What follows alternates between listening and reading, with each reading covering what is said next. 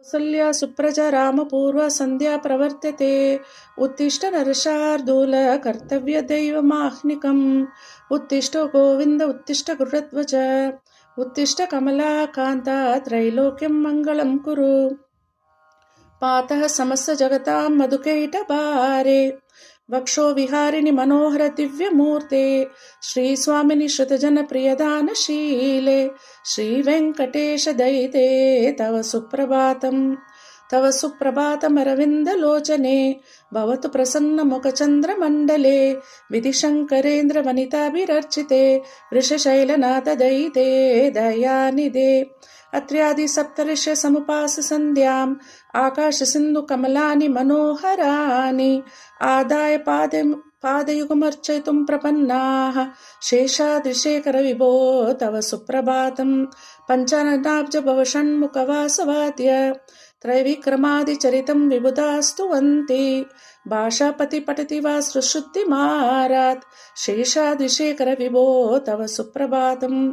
ईषत् प्रफुल्ल सरसीरुह नारिकेलपूगद्रुमादि सुमनोहर पालिकानाम् आवाति मन्दमनिलः सह दिव्यगन्धैः शेषाद्रिशेखर विभो तव सुप्रभातम्। उन्मील्य नेत्रमुत्तम पञ्चरस्ता पात्रावशिष्ट कदलीफलपायसानि भुक्त्वा सलीलमदकेलिशुका पठन्ति शेषाद्रिशेखर विभो तव सुप्रभातम्। तन्त्री प्रकर्ष मधुरस्वने पञ्च गायतनन्दचरितं तव नारदोऽपि भाषा समग्र सत्कृचार रम्यम् शेषाद्रिशेखर विभो तव सुप्रभातम्। भृङ्गावली च मकरन्दरसानुविद्ध जङ्कार गीत निनदै सह सेवनाय निर्यान्तोपान्त सरसी कमलोदरेभ्यः शेषाद्रिशेखर विभो तव सुप्रभातम्। योषागणेन वरदत्नि विमत्यमाने गोशालयेषु दधिमन्तन तीव्र घोष रोषात् कलिं विदते ककुभश्च कुम्भाः शेषाद्रिशेखर विभो तव सुप्रभातम्। पद्मेशमित्र शतपत्रगतालिवर्ग हर्तुं श्रियं कुवलस्य निजाङ्गलक्ष्म्या बेरीनादं बिभ्रति तीव्रनादं शेषाद्रिशेखर विभो तव सुप्रभातम्। श्रीमन्भीष्टवरदाखिल लोकबन्धो श्री श्रीनिवास जगदेक दयेक सिन्धो श्रीदेवता गृहभुजान्त्र दिव्यमूर्ते श्रीवेङ्कटाचलपते तव सुप्रभातम्। श्रीस्वामि पुष्करनिकाप्लव निर्मलांग श्रेयो हर्तिनो हरविरिञ्चि सनन्दनाद्य द्वारे वसन्ति वरवेत्र हतोत्तमाङ्ग्य श्रीवेङ्कटाचलपते तव सुप्रभातम्। श्रीशिशैल गरुडाचल वेङ्कटाद्रि नारायणाद्रि विषभाद्रि विषाद्रि मुख्याम् आख्यां त्वदीय वसतेर्निशं वदन्ति श्रीवेङ्कटाचलपते तव सुप्रभातम्। सेवापरा शिवसुरेश कृशानुधर्म रक्षो अम्बुनाथ पवमान धनादिनाथ बद्धाञ्जलि प्रविल्ल सन्नच शीर्षदेश श्रीवेङ्कटाचलपते तव सुप्रभातम्। घाटिश्रुते विग्राज मृगादिराज नागादिराज गजराज हयादिराज स्वस्वाधिकारी महिमादिकमर्तयन्ते श्रीवेङ्कटाचलपते तव सुप्रभातम्। सूर्येन्दु भौम बुधवाक्पति काविसूरि स्वर्भानुकेतु दिविषत् परिषत् प्रधान त्वद्दास दास चरमावधि दास दास श्रीवेङ्कटाचलपते तव सुप्रभातम्।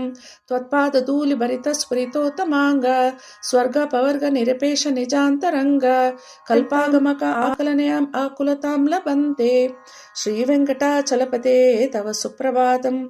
त्वद्गोपुराग्र शिखराणि निरीक्षमाण स्वर्ग पवर्ग पदवीं परमाश्रयन्त मर्त्या मनुष्यभुवने मतिमाश्रयन्ते श्रीवेङ्कटाचलपते तव सुप्रभातम्।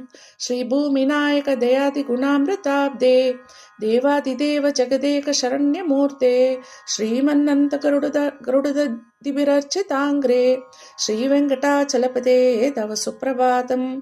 श्रीपद्मनाभ पुरुषोत्तम वासुदेव वैकुण्ठ माधव जनार्दन चक्रपाणे श्रीवत्स चिन्ह शरणागत पारिजात श्रीवेङ्कटाचलपते तव सुप्रभातम्।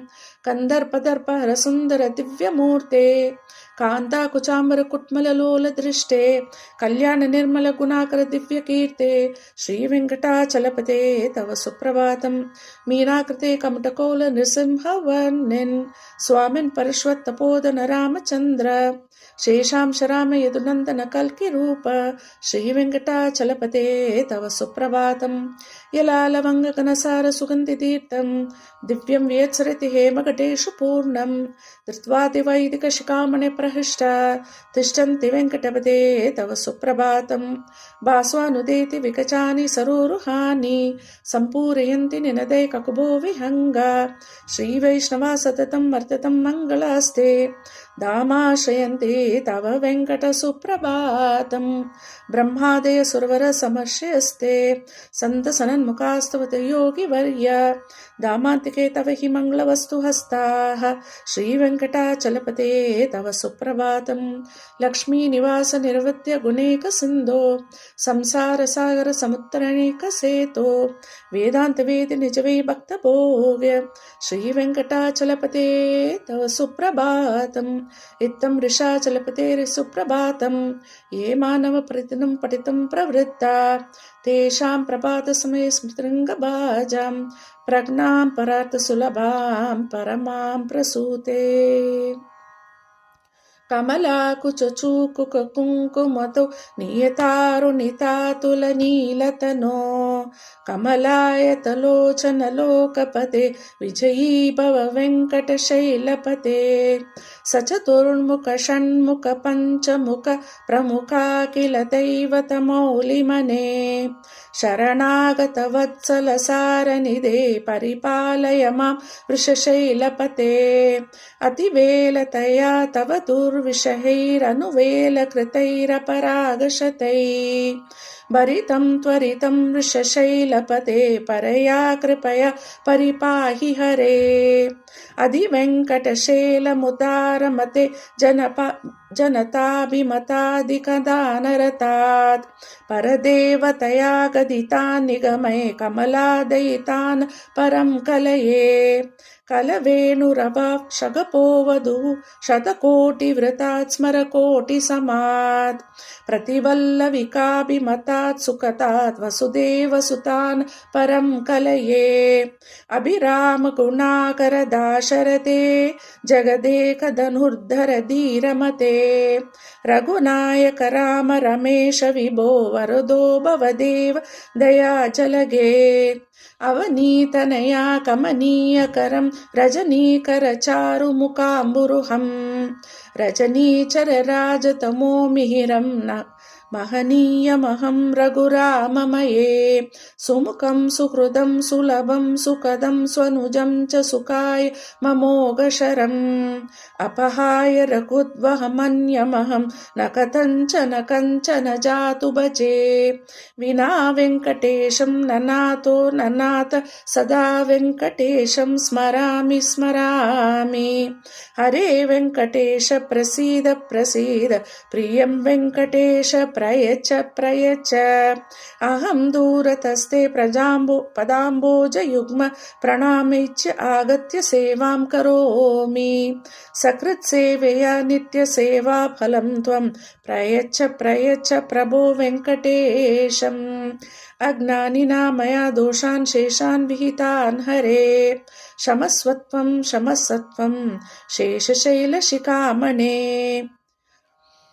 ईशानां जगतोऽस्य वेङ्कटपतेर्विष्णो परां प्रेयसीं तद्वक्षस्थलनित्यवासरिसिकां तक्षान्ति संवर्धिनीं पद्मालङ्कृतपाणिपल्लवयुगां पद्मासनस्थां श्रियं वात्सल्यादिगुणोज्ज्वलां भगवतीं वन्दे जगन्मातरं श्रीमन्कृपाजलनिधे कृत सर्वलोक सर्वज्ञ शक्तनवत्सल सर्वशेषिन् स्वामिन् सुशील सुलभाषित पारिजातो श्रीवेङ्कटेश चरणं शरणं प्रपद्ये आनुपुरार्पित सुजात सुगन्धि पुष्पौ सौरभ्य सौरभकरौ समसन्निवेशौ सौम्यौ सदानुभवनेऽपि नवानुभाव्यौ श्रीवेङ्कटेश चरणौ शरणं प्रपद्ये सद्यो विकासि समुदित्वर सान्द्र राग सौरभ्य निर्भर सरोरुह साम्यवार्तां सम्यक्षु साहसपदेषु विलेखयन्तौ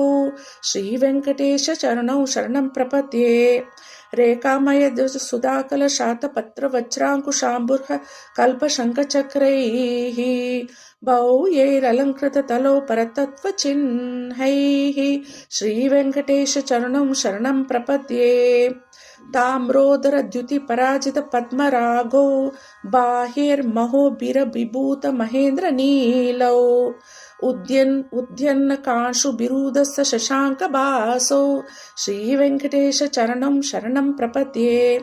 सप्रेमभीति कमलाकर पल्लवाभ्यां संवाहनेऽपि सपदि क्लपमाददानौ कान्तावाङ्मनसगोचर सौकुर्मायो श्रीवेङ्कटेश चरणौ शरणं प्रपद्ये. लक्ष्मी महित धनुरूप निजानुभाव नीलादि दिव्य महिषीकर पल्लवानाम् आरुण्य संक्रमणत किल सान्द्र रागौ श्रीवेङ्कटेश चरणौ शरणं प्रपद्ये. नित्यानुमत विधि शिवादि किरीट कोटि प्रत्युप्त दीप्त नवरत्न महाप्रहारैः नीराजन विधि मुदारम् उपाददानौ श्रीवेङ्कटेश चरणौ शरणं प्रपद्ये. विष्णोपदे परम इति उदित प्रशंसौ यो मत्व उत्स इति भोगतया अपि उपातौ भूयस्त इति तव पाणितल प्रतिष्ठौ श्रीवेङ्कटेश चरणौ शरणं प्रपद्ये. पार्थाय तत्सदृश सारितीनाथ्यैव यौ दर्शितौ स्वचरणौ शरणं वज्रेति भूयो मह्यमहितौ करदर्शितौ ते श्रीवेङ्कटेश चरणौ शरणं प्रपद्ये. मन्मूर्ध्नि काले पणे विकटाटवीषु श्रीवेङ्कटाद्रिशिखरे शिरसि श्रुतीनां चित्तेऽपि अनन्यमनसां सुममाहितौ ते श्रीवेङ्कटेश चरणौ शरणं प्रपद्ये. अम्लानश्यदवनीतलकीर्णपुष्पौ श्रीवेङ्कटाद्रिशिखराभरणायमानौ आनन्दिताकलमनोनियनौ तवैतौ श्रीवेङ्कटेश चरणौ शरणं प्रपद्ये. प्राय प्रपन्न जनता प्रथमावगाह्यो मातुस्सनावशिशोरमृतायमानो प्राप्तौ परस्पर तुलां तरौ ते श्रीवेङ्कटेश चरणौ शरणं प्रपद्ये. सतोतरे सतत सेव्य पदाम्बुजेन संसारतारक दयादृगञ्चलेन सौम्योपयन्तृमुनिना मम दर्शितौ ते श्रीवेङ्कटेश चरणौ शरणं प्रपद्ये. श्रीशिष्यया घटिकया तदुपाय भावे प्राप्ये त्वयि स्वयमुपेति स्फुरन्त्या नित्यश्रिताय निरवत्य गुणाय तुभ्यं स्यां किं कुरु विषगीश न जातु मह्यम्. श्रियकान्ताय कल्याणनिधे निधेर्तिनां श्रीवेङ्कटनिवासाय श्रीनिवासाय मङ्गलम्. लक्ष्मी सविप्रमा लोकसुप्रविप्रमा चक्षुषे सर्वलोकानां वेङ्कटेशाय मङ्गलम्. श्रीवेङ्कटाद्रिशृङ्गाग्रमङ्गलाम्बरणाङ्ग्रये मङ्गलानां निवासाय श्रीनिवासाय मङ्गलम्.